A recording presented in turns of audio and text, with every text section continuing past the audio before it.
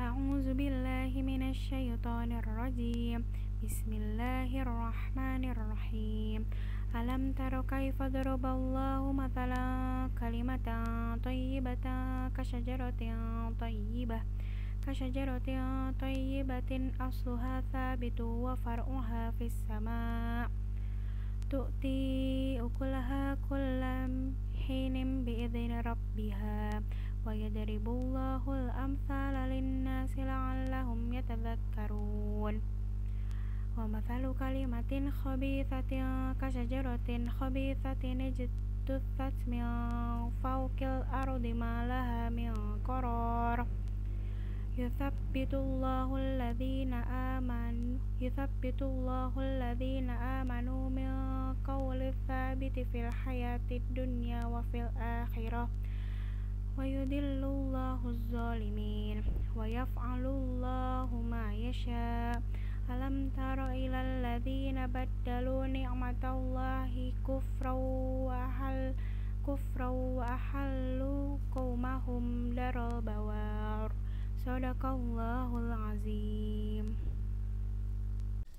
Tidakkah kamu perhatikan bagaimana Allah telah membuat perumpamaan kalimat yang baik seperti pohon yang baik, akarnya teguh dan cabangnya yang menjulang ke langit?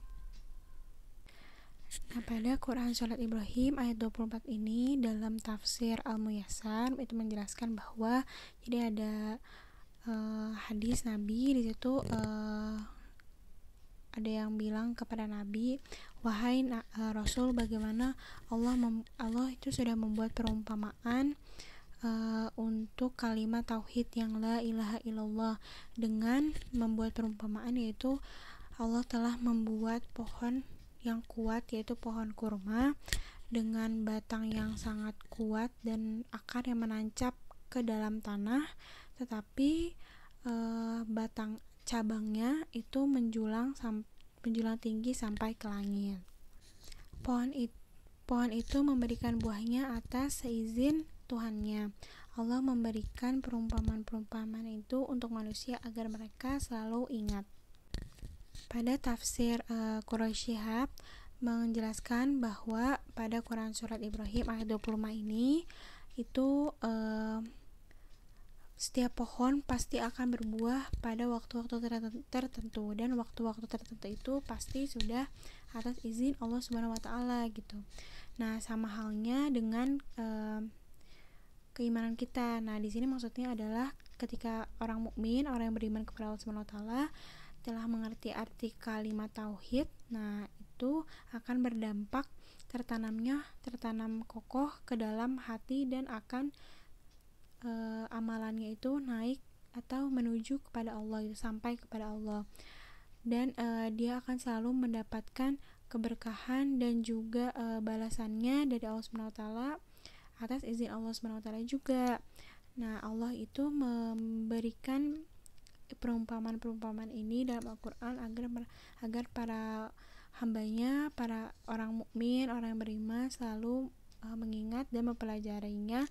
Dan kemudian bagi orang-orang yang belum beriman, ketika menemukan penjelasan-penjelasan ayat seperti ini yang abstrak, mereka akan mempelajarinya lebih dalam dan akhirnya mereka beriman. Dan perumpamaan kalimat yang jelek seperti pohon yang jelek yang telah dicabut sampai ke akar-akarnya dari permukaan bumi, tidak dapat tetap tegak sedikit pun. Pada tafsir Al-Mukhtasar dijelaskan bahwa Quran Surat Ibrahim ayat 26 ini menjelaskan bahwa kalimat syirik itu sama seperti dengan kalimat pohon yang jelek yang sudah dicabut sampai ke akar-akarnya dari permukaan bumi, yang sudah tidak dapat berdiri kokoh, yang akan hancur terbawa angin. Nah, itu juga sama pada kalimat kekufuran. Apabila ada orang yang kufur, itu akan berdampak atau berakhir kehancuran, dan apa-apa yang dilakukan oleh orang yang telah kufur itu tidak akan ada nilainya di mata Allah Subhanahu wa taala. Jadi apa yang dilakukan oleh orang kufur itu adalah sia-sia. Allah meneguhkan iman orang-orang yang beriman dengan kalimat teguh itu dalam kehidupan di dunia dan di akhirat. dan Allah menyesatkan orang-orang yang zalim dan memperbuat apa yang Dia kehendaki. Pada tafsir Jalalain membahas mengenai Quran surat Ibrahim ayat 27, yaitu maksud dari Allah akan menguatkan iman orang-orang yang beriman dengan kalimat teguh itu, maksudnya adalah dengan kalimat tauhid. Jadi apabila nanti manusia orang-orang yang beriman telah dipanggil oleh Subhanahu wa taala, kemudian masuk ke dalam alam kubur dan kemudian ada yang bertanya dari malaikat, maka mereka orang-orang yang beriman akan dapat menjawabnya dengan siapa Tuhanmu, apa agamamu, siapa nabimu, dan apa kitabmu. Maka orang-orang beriman itu akan dapat menjawabnya dengan benar. Sebaliknya dengan orang-orang yang zalim itu tidak akan menjawab dengan benar, bahkan mereka menjawab dengan kami tidak tahu, seperti itu. Tidakkah kamu perhatikan orang yang menukar nikmat dari Allah dengan kekafiran dan menjatuhkan kaumnya ke dalam kebinasaan?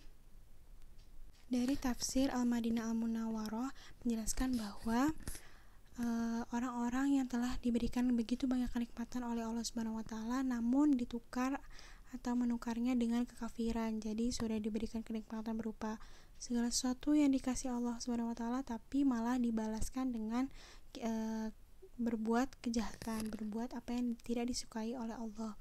Nah, itu sama aja orang-orang seperti itu akan membawa dirinya maupun orang-orang yang mengikutinya itu ke dalam neraka jahanam dan akan merasakan panasnya neraka jahanam tersebut. A'udzu billahi minasyaitonir rajim. Bismillahirrahmanirrahim. Lau anzalna hadzal qur'ana 'ala jabalin la ra'aitahu khashi'an mutasaddian min khasyatillah wa tilkal amtsalu nadribuha lin-nasi la'allahum yatafakkarun. Huwallahu alladzi la ilaha illahu 'alimul ghaibi wasyahadah huwar rahmanur rahim. Huwallahu la ilaha illahu al-malikul quddusus salamul mu'minul muhaiminul azizul jabbarul mutakabbir subhanallahi amma yusyrikun. Huwallahul khaliqul bari'ul musawwiru lahul asmaul husna yusabbihu lahu ma fis samawati wal ardh wa huwal azizul hakim. Shadaqallahul azim.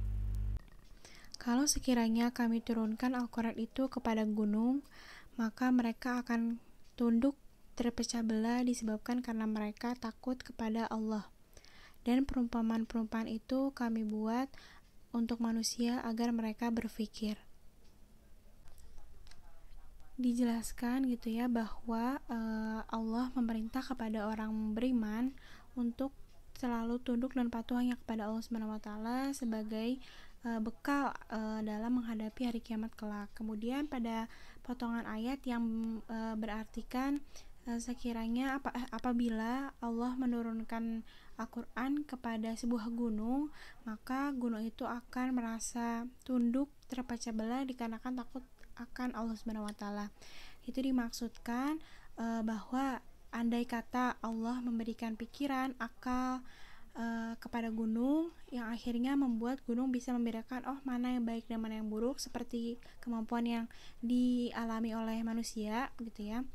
Nah, maka ketika Allah menurunkan itu kepada gunung yang sudah diberikan akal maupun pemikirannya seperti manusia, maka gunung itu akan takut akan kebesaran Allah gitu. Jadi itu yang dimaksudkan dengan potongan ayat yang sekiranya ketika kami menurunkan Al-Quran itu kepada gunung, maka mereka akan tunduk terpecah belah dikarenakan takut kepada Allah Subhanahu wa taala. Dialah Allah yang tiada Tuhan selain Dia, yang mengetahui yang gaib dan yang nyata. Dialah yang Maha Pemurah lagi Maha Penyayang.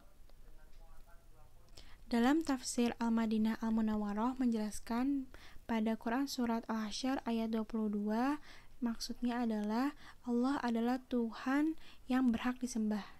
Allah adalah Tuhan yang tiada Tuhan selain Allah gitu. Jadi Allah merupakan Tuhan yang berhak disembah dan tiada Tuhan selain Allah. Kemudian Allah yang mengetahui segala sesuatu yang dikerjakan oleh seluruh umatnya. Allah juga mengetahui mana yang gaib dan juga mana yang nyata. Allah juga maha pengasih bagi seluruh makhluknya, dan juga Allah maha penyayang bagi orang-orang yang beriman di dunia maupun di akhirat. Dialah Allah, tiada Tuhan selain Dia, Raja yang maha suci, yang maha memelihara, yang maha sejahtera, yang mengaruniakan keamanan, yang maha perkasa, yang maha kuasa, yang memiliki segala keagungan. Maha suci Allah dari apa yang mereka persekutukan. Dalam tafsir Jalalain mengenai Quran Surat Al-Hasyr ayat 23 ini membahas mengenai bahwa Allah SWT merupakan Tuhan yang tidak Tuhan satu-satunya, yaitu maksudnya adalah Allah yang Maha Esa. Jadi tidak ada Tuhan selain Allah. Kemudian Allah memberikan keselamatan bagi setiap para hambanya. Kemudian Allah juga memberikan keamanan bagi orang-orang yang beriman kepadanya. Kemudian Maha Kuasa dan juga Maha Perkasa gitu. Dan juga segala sesuatu yang Allah miliki adalah keagungan gitu ya. Apa yang Allah punya itu termasuk keagungan. Kemudian Maha Suci Allah dari apa yang mereka persekutukan. Dialah Allah yang menciptakan, yang mengadakan, yang membentuk rupa, dan yang memiliki Asmaul Husna. Bertasbih kepadanya apa yang di langit dan di bumi. Dan dialah yang maha perkasa lagi maha bijaksana. Pada tafsir Jalalain, Quran Surat Al-Hasyr ayat 24 ini menjelaskan bahwasanya Allah adalah Tuhan satu-satunya dan yang menciptakan, maha menciptakan apa yang ada di bumi dan ada yang di langit, seluruh apa yang ada di langit dan ada yang di bumi. Kemudian yang mengadakan, maksudnya adalah apa yang tidak ada awalnya kemudian menjadi ada. Contohnya misalnya manusia yang awalnya hidup kemudian mati, kemudian ada juga yang lahir. Nah itu hanya Allah yang dapat mengadakan hal seperti itu. Kemudian yang membentuk rupa, yaitu Allah itu menciptakan semua apa yang ada di langit dan bumi seperti yang tadi dijelaskan sebelumnya. Kemudian yang mempunyai Asmaul Husna, yaitu nama-nama yang baik, yang indah. Dan Allah juga menyuruh para hambanya untuk bertasbih hanya kepadanya apa yang di langit dan apa yang ada di bumi. Allah juga yang maha perkasa dan juga maha bijaksana.